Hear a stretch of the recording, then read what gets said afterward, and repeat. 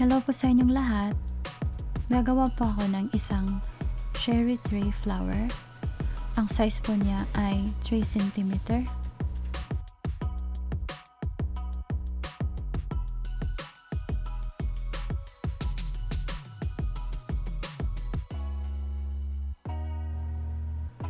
Gawa po tayo ng slip knot.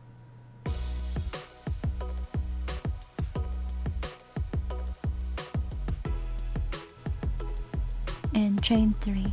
1, 2, 3.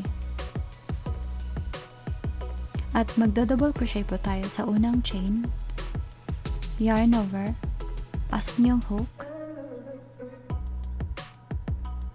Pull 2 loops and pull 2 loops. Yan po ang double crochet. Yarn over. Pasok doon sa same stitch.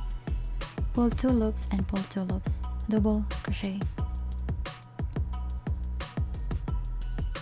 Chain 2,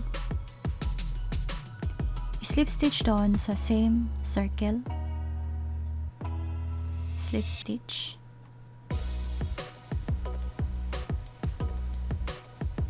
chain 2, double crochet on the same stitch, 1, 2, chain 2 and slip stitch, chain 2 and 2 double crochet, 1, 2, chain 2 and slip stitch,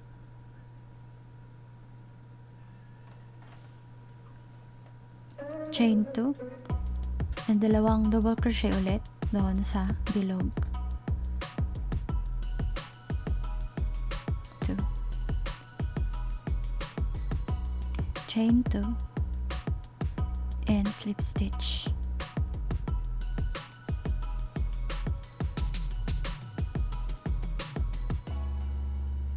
chain 2 and 2 double crochet,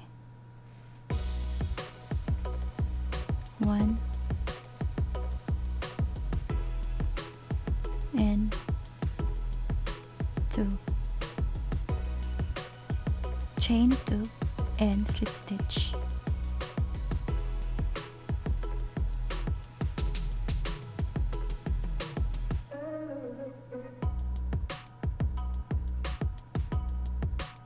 hilain nyo lang po yung tail na maliit para po ay ma-close po yung circle.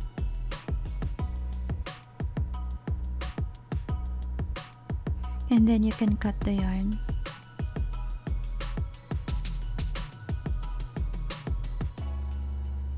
At hilain nyo lang para ma-close yung bilog sa gitna.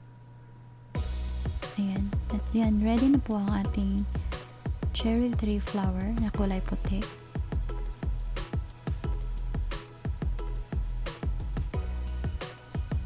Higpitan lang po at itali 2 beses.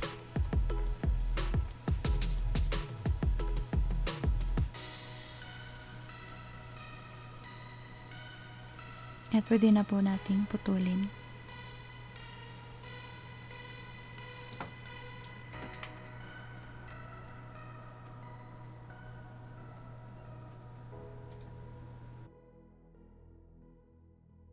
Gumamit po ako ng isang kulay gray para po sa gitna ng flower.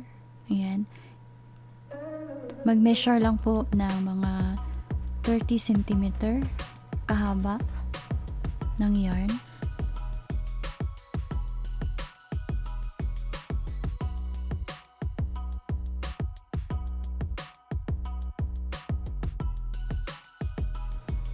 At kuha ng darning needle.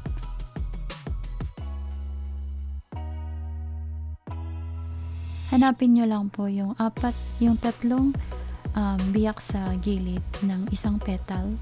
Ayan, meron pong 1, meron po sa gitna, at meron po sa gilid. 3 po siya. Pasok po natin dun sa pinakauna.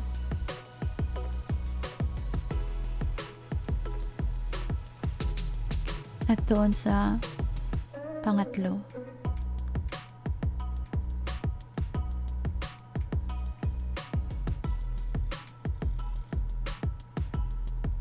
At same lang po siya doon sa isang petal.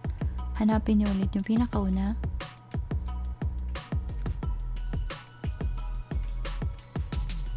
At doon sa pangatlo.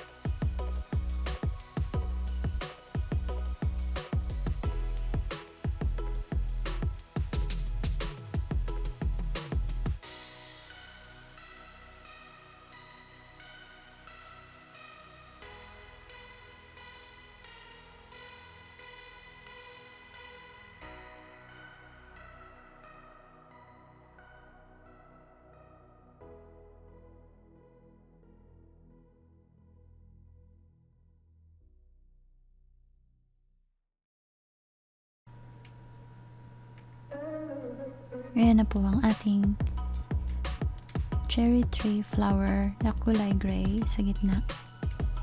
At pwede na po nating itali yung ating ends ng ating yarn. 2 beses. At i-cut natin.